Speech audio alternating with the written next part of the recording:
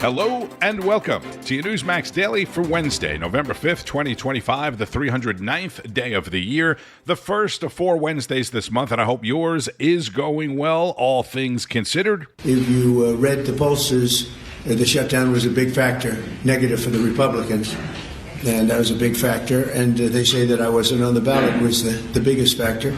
President Trump this morning at the Republican senators' breakfast at the White House before he left D.C. for Miami, where he'll be delivering remarks this afternoon at the American Business Forum in downtown Miami. If you're going to be anywhere near Miami or Miami International Airport, it will be a traffic nightmare.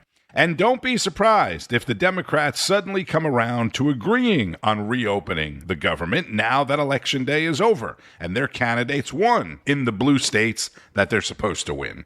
It was looking like Winsome Sears did have a pretty good chance in Virginia, and it certainly looked like Jack Ciattarelli had a real shot in New Jersey. But there's really nothing surprising or unexpected here, especially in New York City. It was very interesting that Winsome Sears, who's already the lieutenant governor and exemplifies everything Democrats talk about, would lose. Let's start with Newsmax Senior Political Analyst Senator Rick Santorum during Newsmax's special election coverage last night. These are bad. This is going to be a bad night. I mean, number one, they're blue states, New Jersey and Virginia. Trump made gains. But remember, he made gains in an environment where Blackburn was the disaster. The economy had just come off record inflation. Trump was a strong candidate. He was pulling in lots of voters, so he closed the gap a little bit in Virginia, New Jersey. And in my opinion, sort of created a false expectation that somehow or other Virginia was turning red or New Jersey was turning red. They're not red states. I mean, if you just look at the demographics, you throw on top of that in the year after a presidential election, the party that wins the election in Washington loses New Jersey and Virginia. They lost. Throw on top of that, you have Doge, which in Virginia was a big deal, where a lot of folks in Northern Virginia, which is the Democratic stronghold and also the biggest population center, was very affected by Doge and very, very concerned by what Trump was doing. The government shutdown again affected federal workers. They were not happy. They don't blame Abigail Spanberger. They blame Donald Trump and they blame the Republicans. So all of those reasons. Right. The only real surprise for me was New Jersey and the margin of loss. And it wasn't that it was really necessarily horrible, but given the fact that Jack had run 3 times and there seemed to be some energy around his campaign, the fact that he actually didn't do any better than Winsome Sears did, just shows you that New Jersey's a pretty blue state. The mainstream media is, of course, celebrating this as some kind of admonishment of President Trump and his policies. This was not Alabama or Oklahoma or Florida. This was blue Virginia, blue New Jersey, and very, very blue New York City, where radical left socialist Indian American Muslim Zohran Mamdani won in a landslide over an older, more moderate Democrat with a lot of baggage and a long-shot Republican. New York will remain a city of immigrants, a city built by immigrants, powered by immigrants. And as of tonight, led by an immigrant.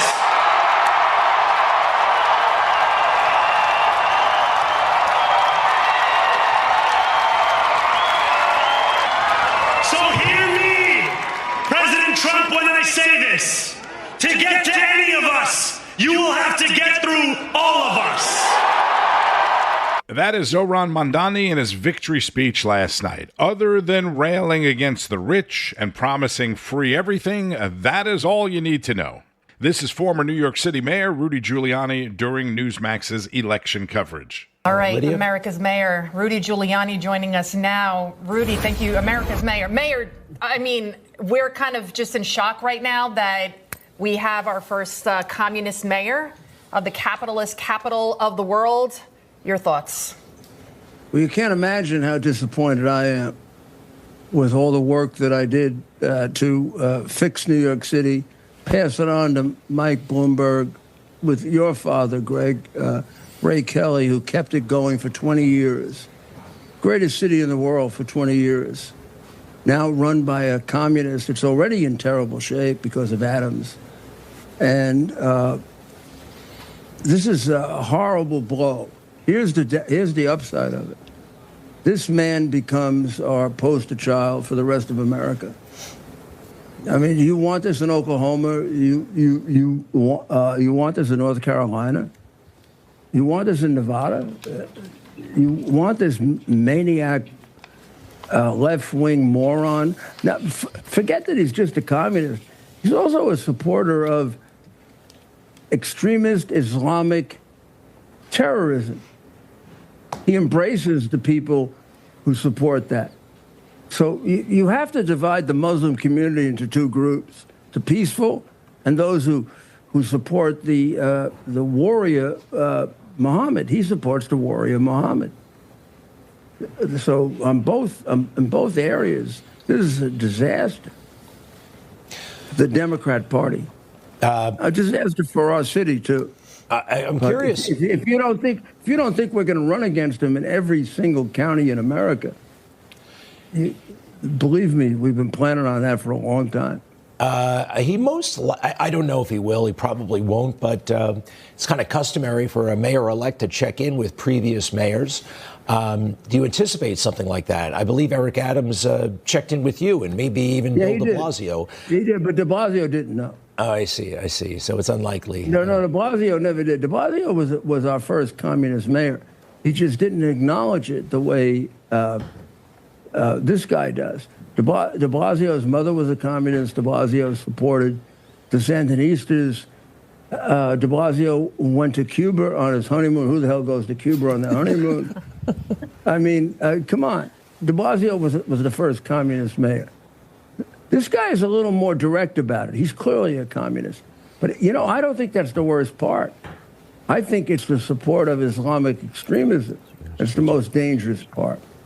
I mean, your father, Greg, did an unbelievable job of protecting New York City after 9/11. And it wasn't easy. I know, because he shared it with me, a lot of the things they avoided. You get a guy like this who's sympathetic with the Islamic extremists. We're the biggest target in America. We've also been attacked more than anybody else in America. This is a disaster for New York City. It actually happens to be an absolutely big gift to the Republican Party. You think people in North Carolina are going to accept this guy? Yeah, no, it's. I've heard that before. For those of us who live here, it's not a gift, but I know. We're going to make our way through. It breaks my heart. It breaks my heart. It does. After all the work that I did.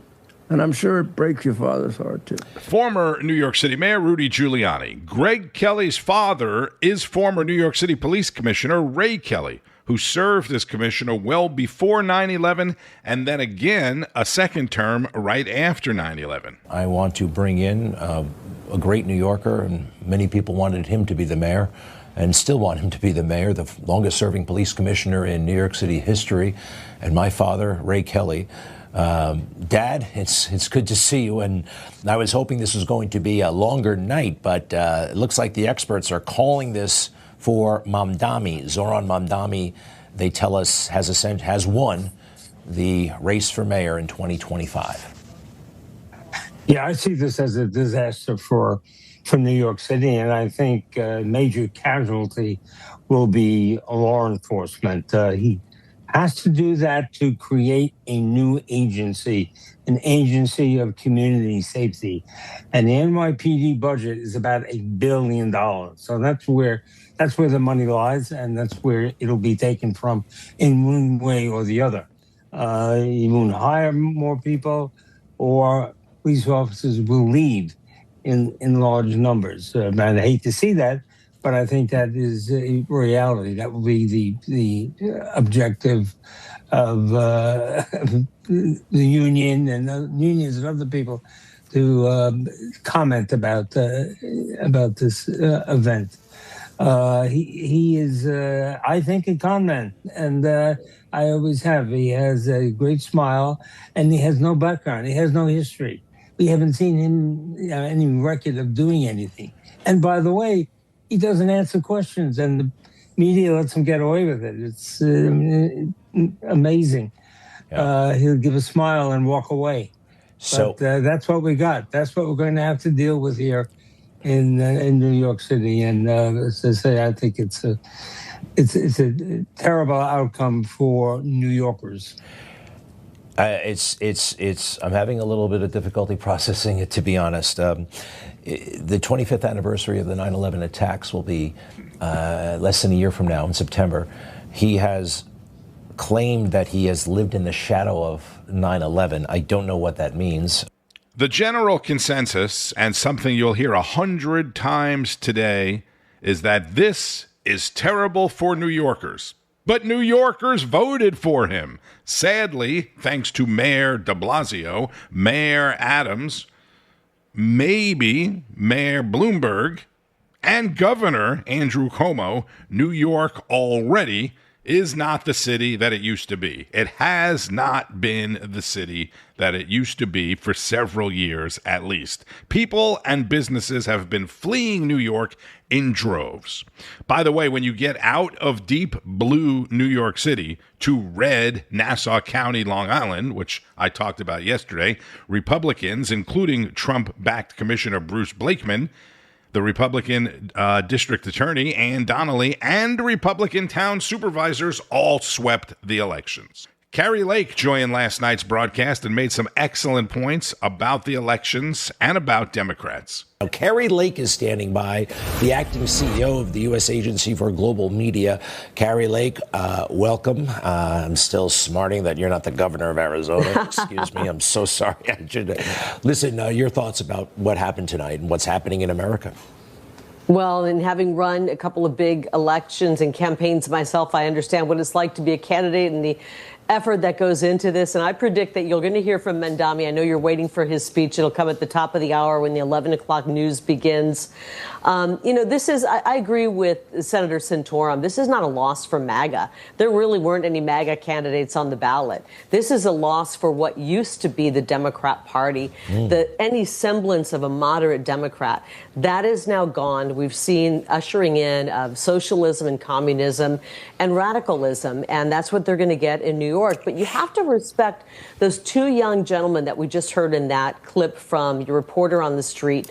This is a young generation that's looking at the choices in New York. They see a guy wearing a beret who's of a different generation and really never made the waves and never connected with the young generation. They see Cuomo, who was responsible for locking them in their apartments, masking them up, job loss, all those different problems he had with women staffers and women. And they're looking at who do we vote for? And they see a young guy on the ballot who's actually talking about the issues that the young people are facing. They can't afford food. The jobs aren't paying enough. There aren't enough jobs. I mean, he's talking about issues that affect the young voter. And obviously, we all disagree with his solutions. They're going to create more problems. But this is a young generation that has been brainwashed and indoctrinated for so long, and they were given no choices. And their only choice they felt they had was this radical who's going to be now the mayor of New York. And it's a shame that none of these Republicans invited President Trump to come speak. Remember, President Trump sold out Madison Square Garden. He's actually helping to bring back the economy, and it's unfortunate. Not a loss for MAGA. Nobody expected Republicans to really win in these blue areas. It is a huge loss, I agree, for Chuck Schumer and the old guard of the Democrat Party. I predict two things. I predict what's left of the moderate Democrats will be switching over and becoming Republicans. And I predict there's going to be a mass exodus in New York of the taxpayers, of businesses and companies who don't want to be taxed to death and destroyed by these policies. Kari Lake, now the acting CEO for Global Media, really nailing it there if you were listening closely to what she was saying. Young people are struggling. They are worried about their futures. They don't see hope. And Mamdani, unfortunately, is giving them false hope, but hope nonetheless. Republicans would have loved, of course, to score an upset win in Virginia or New Jersey, but it certainly wasn't expected. Mamdani immediately made comments to President Trump about immigration, as you just heard. Spanberger in Virginia, who becomes the state's first female governor, congratulations, campaigned against the federal layoffs in a state where most federal employees live. And in her concession speech, she talked about equity and inclusion. Kari is right. The continued growth of progressive and even extreme Democrats is bad news for the old moderate Democrats. All right, one more segment on this from Newsmax host and former U.S. Senate candidate in New York, Joe Pinion. You know, CAIR National, the Muslim civil rights organization, we talk about in some states wanting Sharia law. Joe, how concerned are you about this money that's funded him? We know the campaign even had to give back some money that was illegally donated. Well, look, if the money that funds your campaign comes from people who applaud when people say death to America, if the money for your campaign is coming from individuals that are unapologetic, unrepentant anti-Semites, and you are somebody yourself who has one of the worst attendance records in the modern history of the New York State legislature, but somehow found the time to show up to affirmatively vote not to recognize the Holocaust, people should start wondering if perhaps you are cut from the same cloth as these extremists. So people should be very concerned about what is happening here. I would agree with Rob Astorino that property values in Westchester are going to go through the roof because all of his promises are hinged on him effectively trying to bankrupt the very same class of hardworking New Yorkers that are effectively underwriting the mess that we're currently in. Newsmax host Joe Pinion. I always used to call him Joe Opinion, just, because it works, right? But he always brings the facts. There's no opinion. It's just facts. With Bianca De La Garza there on Newsline. Westchester County, if you don't know, is an affluent county outside of New York City where a lot of people from New York City have been moving to, along with red Nassau County that I just mentioned on Long Island, if they're not moving out of the state. And we'll wrap up today's Daily with Chris Salcedo and Tennessee Republican gubernatorial candidate Senator Marsha Blackburn on the shutdown. All right, folks, joining me right now, Tennessee Senator and gubernatorial candidate Marsha Blackburn. It's great to see you, Senator. I am dismayed. I talked about this in the preamble about your party's response, to be honest, to the Democrats' weaponizing of food. It has been to signal that your side is willing to negotiate to give Democrats power to use health care to extort our people in the future with Obamacare. Serious question now. Has the GOP sold out to the Democrats' socialized medicine? Oh, no, not at all. As a matter of fact, I think the Republican conference has held together really well. The Democrats have voted 13 times to keep the government closed, and Republicans have continued to vote yes, and to get the government open. And indeed, the Obamacare subsidies, Chris, this is something that is permanent in law. And what we're discussing is the expiration of the Biden COVID credit bonus. And COVID is over. And this is something that Biden and the Democrats had put in place in 2021. Then in 22, they set an expiration date of December 31st, 2025. Now, what they did with the Biden COVID credit bonus is they removed all income caps from what you can make in order to get a Obamacare subsidy. Now, it had been 400% of poverty, which is $128,600 a year for a family of four. Well, they took the income caps off. So a lot of people had a $0 premium, and people making as much as $500,000 a year, $500,000 a year, were getting a taxpayer-funded subsidy, paying 80 or 90% of their health insurance cost, courtesy of the U.S. taxpayer. And the Democrats have always said Obamacare was a step on the path to government-run, single-payer health care. And they're trying to take a giant step by making these Biden COVID credit bonuses permanent. And Republicans are saying, oh, no, you don't. Okay. Well, yes. And I believe the whole foundation, Obamacare and the credits and all this opening up the government to paying for health care. There's nothing. It is completely improper. And you're right. The Democrats have socialized medicine on the brain.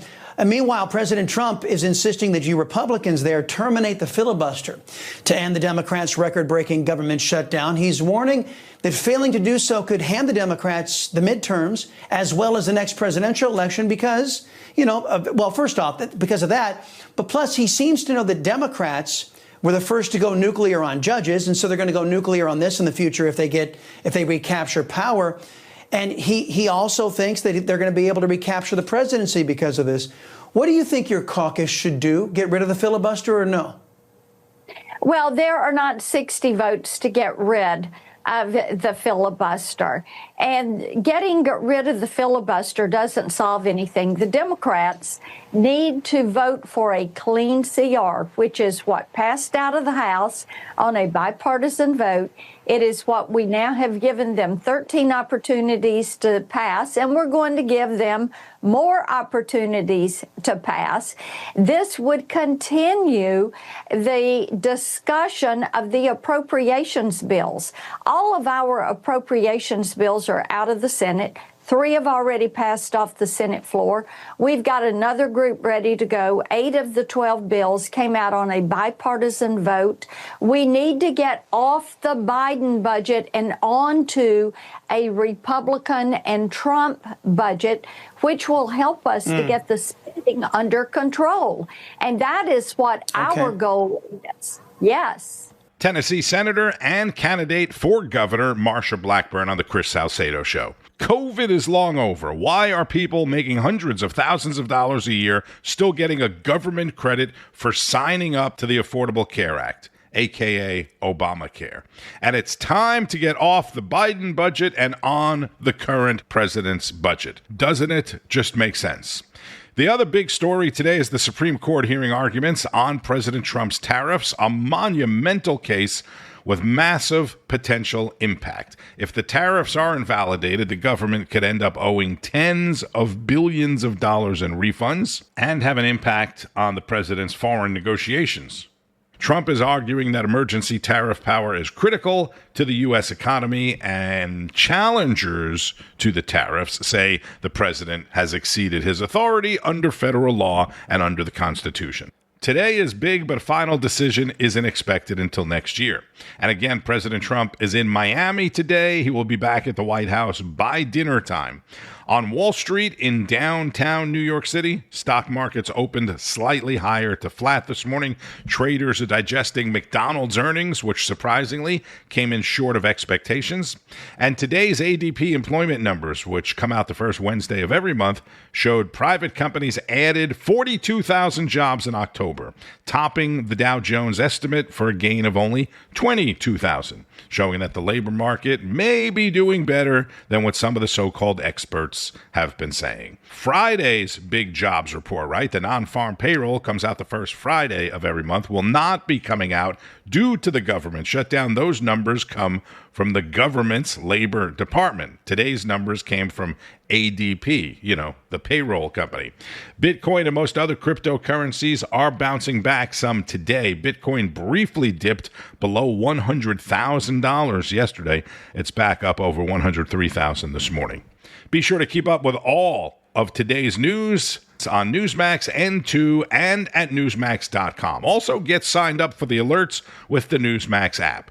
The news starts each and every morning, 6 o'clock Eastern with Alex Kramer on Wake Up America Early Edition. I'm Tony Marino. Thank you, as always, for the download and your time. Enjoy the rest of your Wednesday and keep on fighting the good fight.